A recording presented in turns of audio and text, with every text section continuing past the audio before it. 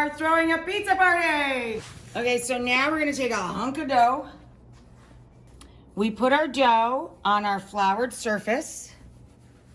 Okay, great way to transfer your pizza dough. Just wrap it over your rolling pin or your wine bottle. And now we're going to top it with our no-cook pizza sauce. You see, I spill it on with the spoon and then I spread her around with the back of the spoon. Our cheese combo is mozzarella and provolone. Hot peppers, sweet peppers and onions. Glorious. A little extra teeny bit on top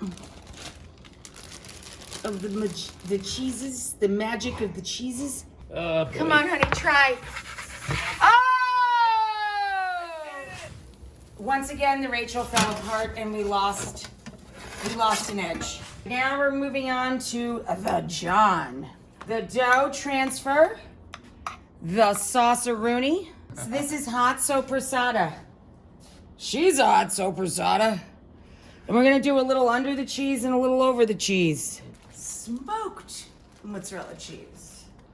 Not just mozzarella cheese, but smoked. Smoky mozzarella. A little sprinkle of locatelli. So love the locatelli. He loves the locatelli. Extra sprinkle of our smoked mozz. And there's the John. All right, wait. Oh, that made me very scared. I did it. Woo. Wow. What a beauty. Little basil. Drizzle of olive oil. Okay, now we're gonna go fancy pants. This is garlic confit or roasted garlic. This was just olive oil in a little pot with lots of peeled garlic over very low heat till the garlic turned into mush. And I added sage. Pile it in the center of our 12-inch round of dough.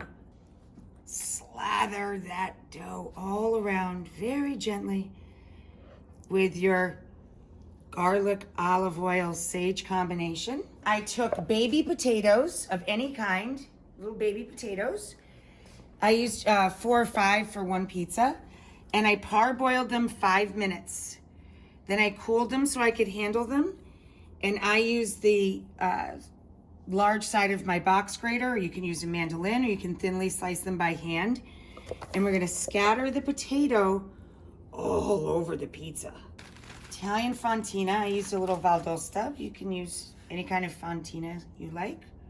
Or of course, mozzarella is fine. I like fontina, it's a little tangy. Or Gruyere would be nice. And a little sprinkle of Parm.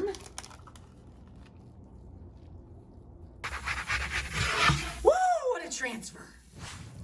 Look at that potato wonderland. A little bit of white truffle oil. A couple extra leaves of sage.